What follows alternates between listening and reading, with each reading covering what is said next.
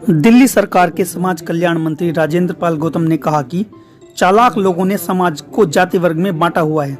जातिगत व्यवस्था के कारण ही निम्न वर्ग के लोगों पर जुल्म होता है। जब तक जातियों का भेदभाव खत्म नहीं होगा तब तक देश आगे नहीं बढ़ेगा।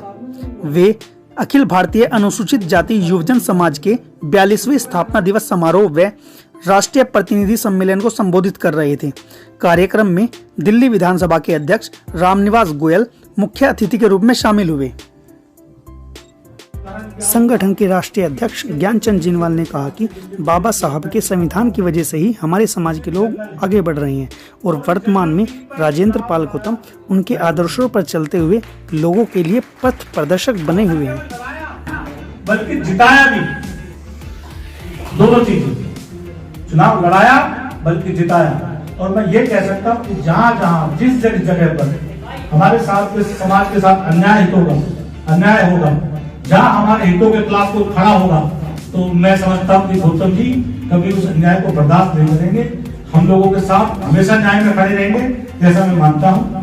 अगर मैं ये कहूं कि देश में अगर बाबा साहब की विचारधारा को 5 विशेष व्यक्तियों में मान लिया जाए तो उनमें से सर्वोत्तम पद पर अगर मैं मानूं तो मेरे राजेंद्र पाल गौतम जी भाई हैं। उन्हें बाबा साहब के बारे में पूरी, मतलब ये उसके पीएचडी से भी ऊपर कुछ होता हो तो उसके बारे में मैं कह सकता हूं। और हमारे लिए बहुत ही खुशी की बात तो यह है कि बाबा साहब डॉक्टर भीमराव अंबेडकर जी की विचारधारा पे जानते ही हैं, लेकिन भगवान बुद्ध के बारे में जो पीस अवार्ड था, शांति अवार्ड था, उसके लिए इन्हें गया में अभी पिछले दिनों नेशनल अंतरराष्ट्रीय पुरस्कार से सम्मानित किया गया। ये हमारे बहुत बड़ी बात है। और जितने हमारे दलित महापुरुष हुए हैं उनके बारे में अगर कोई विशेष जानकारी रखते हैं और समाज के बारे में जो गहन अध्ययन इन्होंने किया है कि हमारी सामाजिक, राजनीतिक, आर्थिक, शैक्षिक दशा क्या है, उसे कैसे दिशा मिले, हम कैसे आगे बढ़े,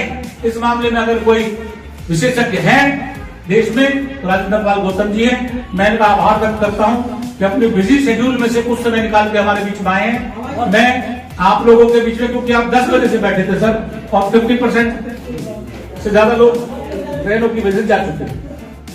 मैं आपके बीच में और इनके बीच में दीवार नहीं बनना चाहता। अब हम केवल सुनना चाहेंगे आदरणीय राजेंद्र पाल गौतम जी को और जोरदार तालियों से उनका अभिनंदन करेंगे। भाई राजेंद्र पाल गौतम। दिल्ली सरकार के मंत्री राजेंद्र पाल गौतम ने समारोह को संबोधित किया और समाज की कमियों की ओर लोगों का ध्यान आकर्षित करते हुए कहा कि हमारे समाज में भी कुछ कमियां हैं जिनको दूर करना अति आवश्यक है।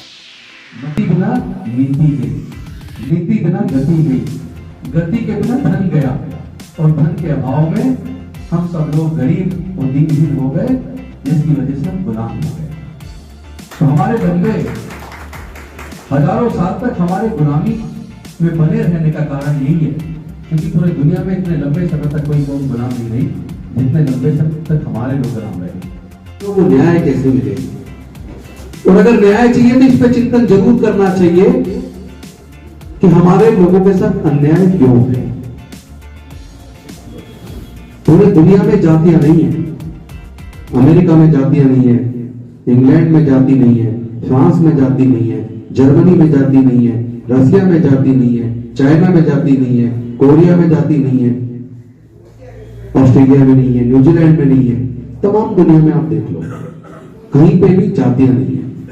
फिर केवल भारत में जाति को, और जाति को बनाया किसने, और जाति बनने से फायदा किसको हुआ और नुकसान किसको हुआ। उन्होंने उत्तराखंड के चंपावत में भोजन माता के पद पर कार्यरत महिला को नौकरी से निकाले जाने के बाद उनको दिल्ली में नौकरी दिलाए जाने का प्रस्ताव दिया है। चंपावत के अंदर एक स्कूल में एक हमारे समाज की महिला का अपॉइंटमेंट हुआ खाना बनाने के लिए, मिड डे मील के लिए। उसको पद का नाम है भोजन माता। तो बहुत सारी रखी गई होंगी, उसपे रिजर्व सीट पे हमारी भी एक बहन सुनीता नाम की एक बहन हमारी भोजन माता सेलेक्ट हुई। तो जिस स्कूल में वो भोजन माता लगी वहां 60 बच्चे थे, 60 में से 40 बच्चे जनरल कैटेगरी के थे, 20 बच्चे एससी के थे। उन 40 बच्चों ने कह दिया ये दलित के हाथ का खाना हम नहीं खाएंगे। ये बात जब ऊपर पहुंची तो मुख्य एजुकेशन जो अधिकारी थे उन्होंने उस पर जांच बिठाकर उसको नौकरी से निकाल दिया। तो जो लोग मतलब इतनी बात बर्दाश्त नहीं कर सकते, ऐसे बच्चों का दिमाग ठीक नहीं कर सकते, जो जाति के आधार पर समाज को बांटने की कोशिश करते हैं, ऐसे लोग राज कर रहे हैं, ऐसे लोग मुख्यमंत्री बने हुए। उन्होंने सफाई व्यवस्था से जुड़े समाज के लोगों की सुरक्षा के लिए दिल्ली सरकार द्वारा किए गए नए परिवर्तन व फैसलों से लोगों को अवगत कराया। हमारी सरकारें चंद्रयान भेजती है, मंगलयान भेजती है, पर सीवर में उतरने के लिए मशीन नहीं भेजती। हमारे लोग मर रहे हैं ना, उनका तो कुछ नहीं जा रहा। जो हमारे लोग तो इंसान ही नहीं समझते। तो मैंने दिल्ली के अंदर एक स्कीम बनाई थी, 200 मशीनें हम लेके आए, उन्हीं लोगों को उसका मालिक बनाया, सरकारी गारंटी पर उनको मशीनें दिलवाई बैंक से लोन कराकर। आज वो 200 मशीनें दिल्ली में रोड पे सीवर साफ करने का काम कर रही है। एक मशीन पे 3 एम्प्लॉई है, एक ड्राइवर 2 हेल्पर। उनकी तनख्वाह देने के बाद, बैंक की किस्त देने के बाद, सारे खर्चे देने के बाद, जो व्यक्ति 5-6 हजार रुपए महीने के लिए सीवर में अपनी जान देने को उतरता था, उसके बैंक खाते में हर महीने 35 से 40 हजार रुपया ये सारे खर्चे देने के बाद आ जाता है। वो स्कीम बनाई तो सीवर में डेथ होना दिल्ली में बंद हुआ, लेकिन उसके बाद हमने देखा प्राइवेट बिल्डिंग में सेप्टिक टैंक में फिर भी कुछ डेथ हुई। तो हमने इस बार एक और टेंडर निकाला कि अब सेप्टिक टैंक भी कोई प्राइवेट नहीं कराएगा क्लीन, उसके लिए भी हम 150 मशीनें ला रहे हैं और उन्हीं को उसका मालिक बना रहे हैं। और अब सेप्टिक टैंक में भी किसी की डेथ हम दिल्ली में कम से कम नहीं होने देंगे। इस अवसर पर मुख्य अतिथि द्वारा संविधान की नई प्रतियों का विमोचन किया गया। द्वारा संपन्न हुआ, अब ये वितरण के लिए तैयार है।